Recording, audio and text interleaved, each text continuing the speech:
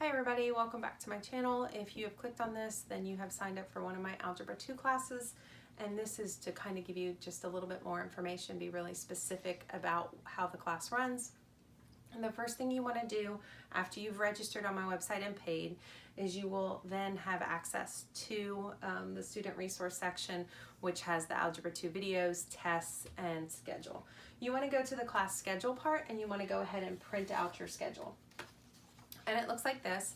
And as you can see, it's a dateless schedule. The reason I do that is because some people school year round, some people want to start a little bit earlier and get a jump start, some people like to start a little later, but that way you can kind of decide when your student is doing what, and it's not really up to me. So again, as in all of my classes, we start 4 up and move back. The only difference is in Algebra 2, if you notice on the schedule, it has a lesson AB. I highly recommend your students watch those videos first. Maybe do it the week before school starts, because that is really the time they're going to really fill up their reference card. For all my classes, I allow students to have a reference card, and sometimes they end up needing 2 or 3 or a reference notebook, which is fine. And it allows them to get down a lot of the geometry formulas, and there's a lot of geometry at the beginning of Algebra 2. So it's really important that they do A and B. If they're coming from my Algebra 1 class and they're really sharp, and then, you know, that's okay if they skip it. But if you're new to my classes, A and B is really important, or if you struggle through Algebra 1. Then, like I said, you're gonna go and you're gonna watch 4 and 3 on the video. Remember, you're gonna have your book open, following along, listening, volume up, working through the problems with me. If I start to go too fast, you push pause. Algebra 2 has a lot of talking in it because it was done in a classroom setting. So if the kids are talking and gets on your nerves, fast forward. So what you're gonna do is do those, and then you're gonna do 2 and 1 on your own. Now, when you do 2 and 1, you wanna make sure you have your solutions manual, which looks like this, and you're going to check your work. Doesn't mean you're gonna copy straight out of the book. It means you're just gonna check your work. If you get something wrong and you don't understand what you did wrong, by looking at the solutions manual you cannot figure it out, then you wanna go ahead and send me a quick text message. If it's not too many problems and you wanna hold it till Friday, if you go under class schedule, there's a live Discord time that Algebra 2 students can jump on and just ask me Algebra 2 questions. Feel free to ask me then. But if it's getting to be above like 5, you don't want to really wait. You want to go ahead and send me the text message or the email, or send me a message over Discord, whichever works best for you.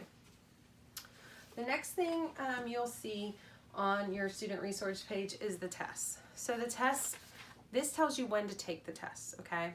I know I have a lot of you who are test shy, and all of you regret it. Take the test when you're supposed to take it. If you want to wait an extra week, that's fine. Parents, please, trust me, if they take the test and they don't do well on it, first of all, I allow any retakes below 80. Any. Because I want mastery, and 80 above to me is mastery. If they wait, let's say you send me 10 tests halfway through the year, what's going to happen is if they messed up something in the first 1 or 2 lessons, that's going to carry through all their tests.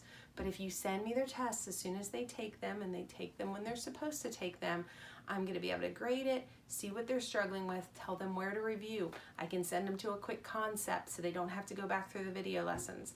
There's multiple things we can do to correct that problem, and that's what you want to do at this level of math. We do not want to let problems go uncorrected, because that's when you're really going to start struggling in college, because this textbook should get you right into college algebra with no problem if you're understanding it. So take this time and learn with me. This is the time to learn. This is not the time to just get it done. This is the time to learn, and I will teach you. If you don't understand it, I will show you 6 different ways to do it. Please learn it now, don't wait. So make sure those tests are getting into me.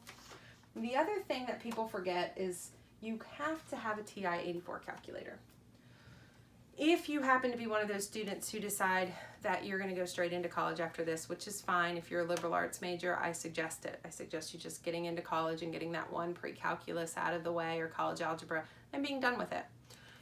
they're going to expect you to know how to use these. So this is the older version. This is the TI-84 Plus. I think it's the silver edition. And this is the TI-84 Plus CE. This is my favorite. This is expensive. You can get them both used. This is a lot cheaper and it still works. So in my videos, I'm going to be teaching them how to use this. It's really important that they walk into those college classes understanding how to use these, because they're not going to be taught in college. They're going to be expected to know how to use them. So make sure they have this type of calculator. If you have any questions on it, just put a comment in there. I will link one to Amazon for these in the information below if you have any questions on that. As far as the addition of the textbook goes, the second or the third will work. I prefer the third, and the reason is when you're doing the problems on the problem set, there's a little number underneath the actual number of the problem, and that tells you where it was taught. So let's say they're struggling with number 24 and it says it was taught in lesson 3. They can go back and watch video lesson 4 and 3 and get an explanation on that type of problem. They just have to go back into that lesson, look for that type of problem, and go straight there. Also, I'm doing quick concepts now. I'm working through the book to get the quick concepts done. They probably won't all be up, but I'm going to try my hardest to get as many up as possible. I think I have 40 on there right now, but that covers the span of my 7 classes, so you can always go there. So I'm pretty sure that covers it all. Again, if you have any questions, you can always hit the Contact Us button right up here and send me a quick email. You can text me. Most of you have my phone number. You can text me.